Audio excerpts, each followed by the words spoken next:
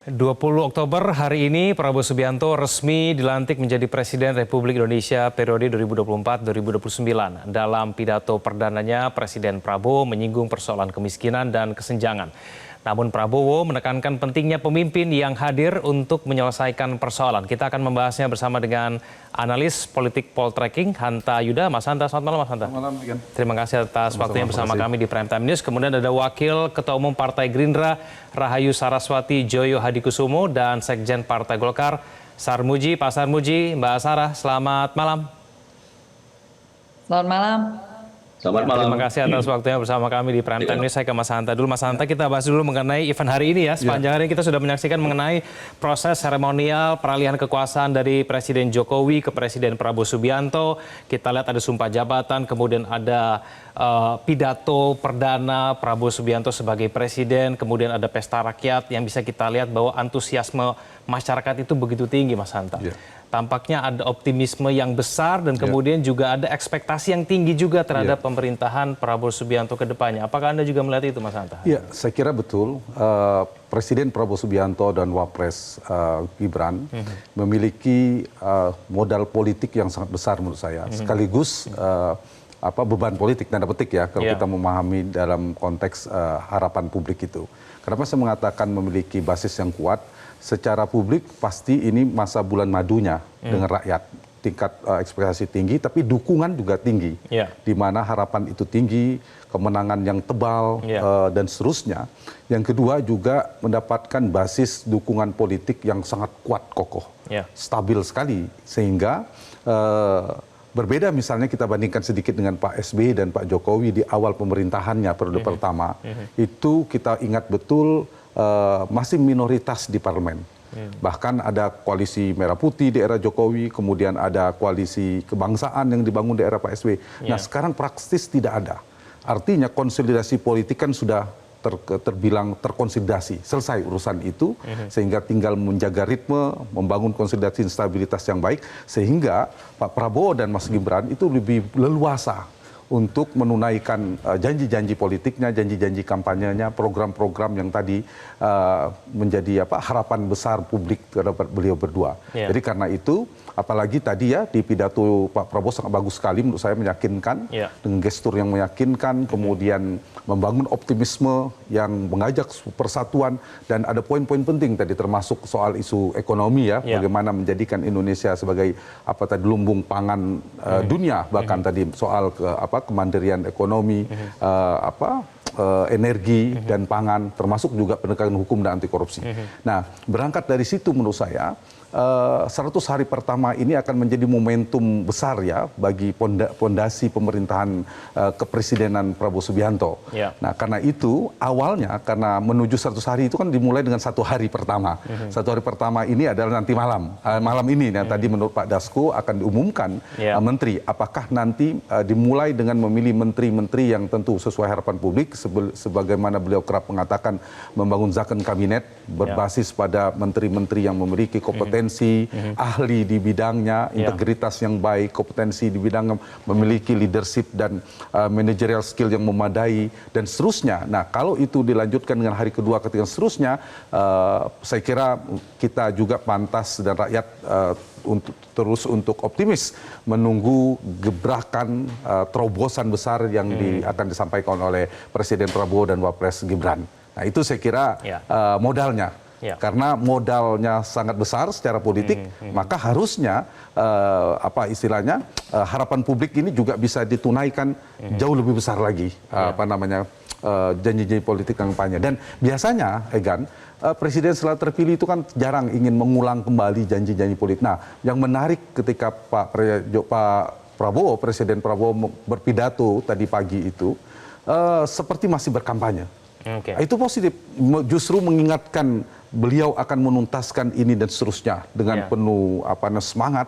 Nah, karena itu saya kira ini menjadi awal yang baik dengan memilih menteri yang kapabel, kabinet zakon, kabinet yang sesuai tadi, bagaimana mengalahkan corak atau aroma politiknya tidak terlalu besar, tidak hanya mengakomodasi kepentingan partai. Ya, kita tahu itu kebutuhan yang tidak bisa dihindari, tapi juga adonannya itu racikan teknokratiknya jauh lebih kuat.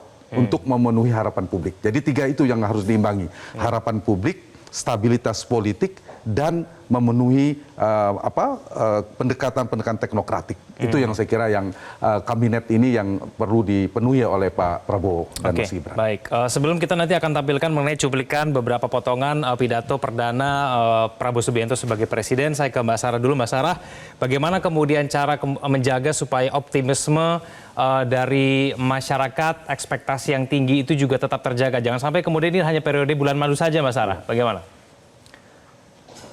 Ya tentunya sebenarnya hari ini sudah menjadi awal yang sangat luar biasa, sangat baik. Jujur saya sendiri pribadi pun juga tidak menyangka bahwa beliau akan memberikan pidato yang sangat luar biasa yang bisa dirasakan di dalam ruangan tersebut, bahkan juga mendengar dari banyak sekali teman, saudara, rekan-rekan yang menonton secara langsung lewat media. Bagaimana semuanya bisa merasakan rasa persatuan yang ingin dibangun oleh beliau. Dan ini, semangat ini yang sebenarnya diperlukan untuk ini tidak menjadi, yaitu tadi periode bulan madu. Ini perlu adanya kerja keras dari lintas kepentingan, lintas partai, lintas afiliasi, lintas organisasi. Ya, kalau kata yang digunakan oleh pemerintahan sebelumnya pentahelix gitu ya. Jadi semuanya ada kontribusi di sini. Dari pemerintah sampai apakah itu eksekutif maupun juga kita yang di legislatif, dan juga kepada masyarakat yang tentunya banyak yang perlu terlibat juga dari yang profesional maupun juga akademisi dan juga NGOs dan seterusnya. Jadi ini saya rasa perlu ada kesadaran kita semua yang tadi saya rasa Presiden Prabowo telah sampaikan.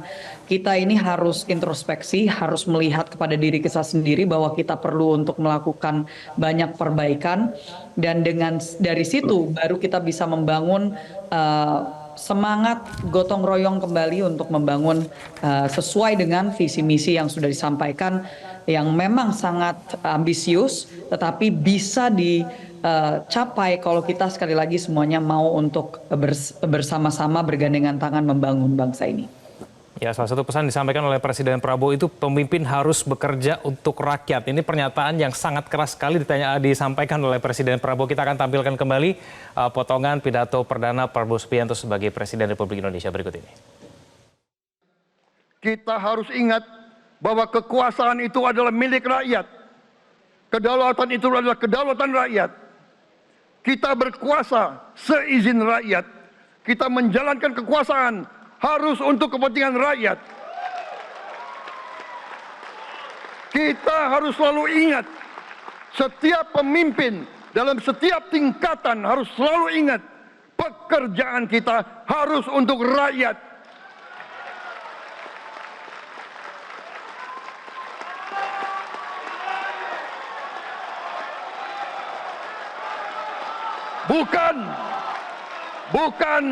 Bukan kita bekerja untuk diri kita sendiri. Bukan kita bekerja untuk kerabat kita. Bukan kita bekerja untuk pemimpin-pemimpin kita. Pemimpin yang harus bekerja untuk rakyat.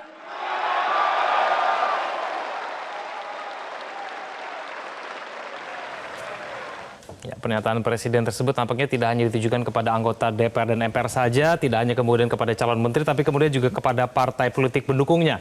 Nah, bisakah kemudian dilakukan oleh Partai Golkar, Pak Sarmuji? Pemimpin bekerja untuk rakyat? Ya, saya melihat pidato Pak Prabowo tadi itu sasarannya banyak ya, multi sasaran. Pertama tentu saja sasarannya adalah rakyat Indonesia. Pak Prabowo ingin menyampaikan pesan optimisme kepada seluruh rakyat Indonesia bahwa pemerintahan ini akan bekerja sebaik-baiknya dan akan mengabdikan pekerjaan itu hanya semata-mata untuk rakyat. Yang kedua, tentu saja Pak Prabowo karena berada di gedung parlemen di mana semua pemimpin dari semua partai politik berkumpul di situ, dan kemudian pasti juga mereka mendengarkan dengan seksama pidato Pak Presiden, itu Pak Prabowo ingin menyampaikan pesan dan sekaligus beban yang harus ditanggung oleh pemerintahan saat ini dan membagi beban itu kepada seluruh pemimpin yang hadir pada saat itu.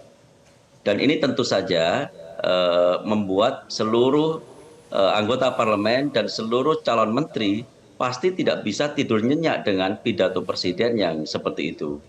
Pak Prabowo dalam pidatonya menetapkan standar yang sangat tinggi terhadap capaian pemerintahannya. Sekaligus Pak Prabowo ingin menegaskan bahwa beliau tahu masalah sebenarnya dari Republik ini yang hendak dientaskan oleh beliau.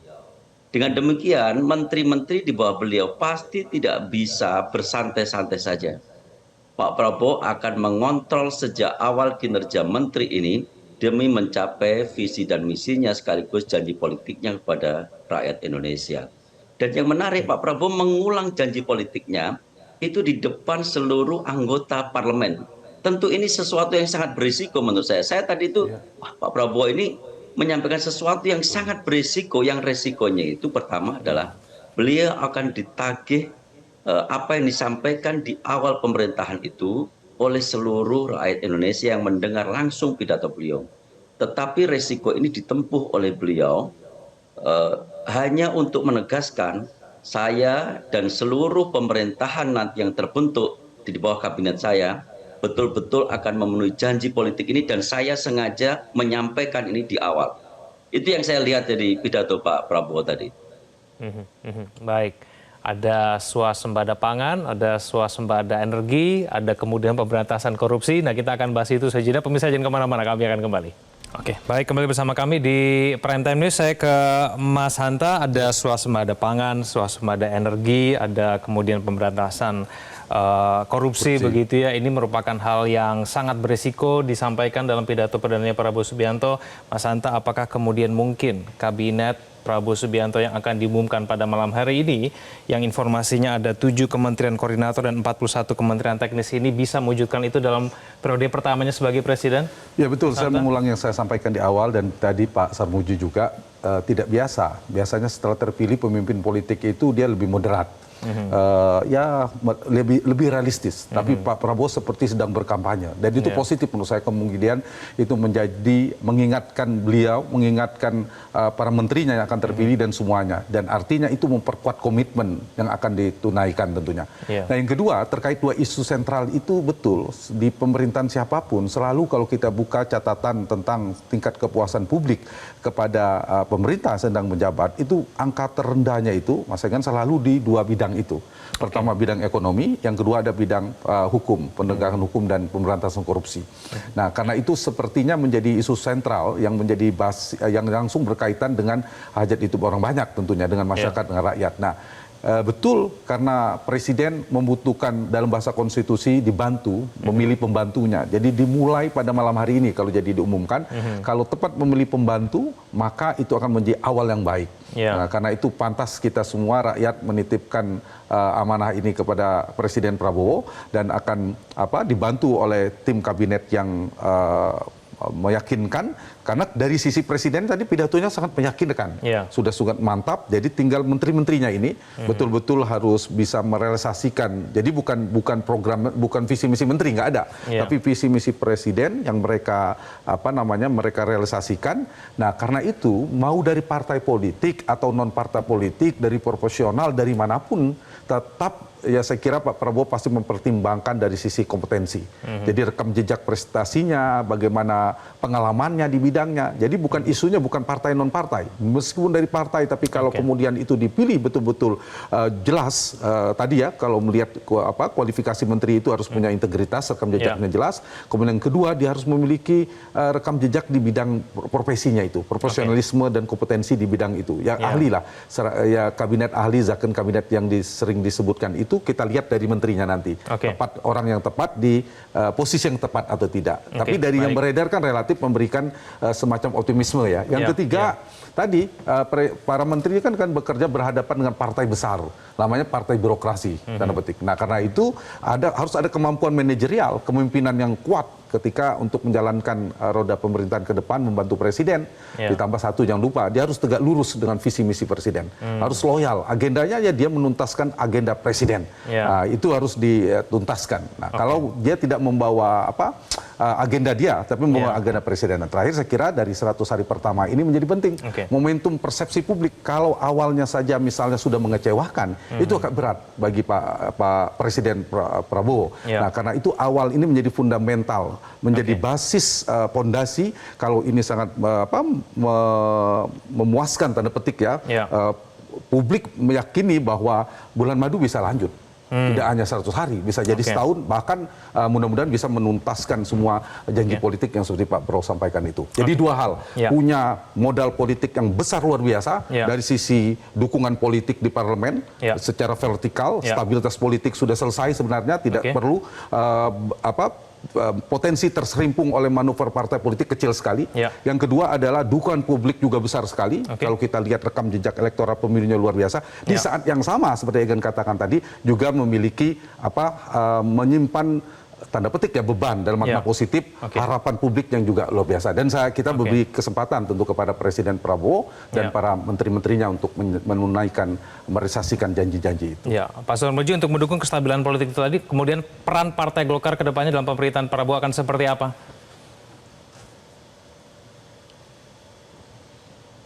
Pak Suharmoji. Golkar akan mengamankan setiap kebijakan baik yang ditelurkan oleh Presiden.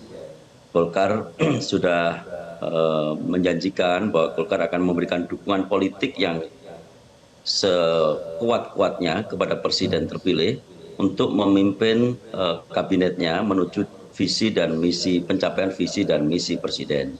Jadi dengan ini tidak perlu dikhawatirkan, apalagi Golkar sekarang memiliki kursi parlemen yang cukup banyak ya, lebih dari yang kemarin. Kita memiliki 102 kursi parlemen dan ini dukungan yang sangat besar menurut saya. Kita juga akan memberikan dukungan mengamankan kebijakan Presiden dalam parlemen. Kalau ada hal-hal yang dibutuhkan oleh Presiden, backup aturan-aturan atau undang-undang apa yang dibutuhkan demi mencapai visi dan misi Presiden, tentu saja Golkar bersama partai lain, terutama Gerindra, pasti akan mengusahakannya dan mewujudkannya. Jadi untuk satu hal ini tidak perlu dikhawatirkan dari Golkar.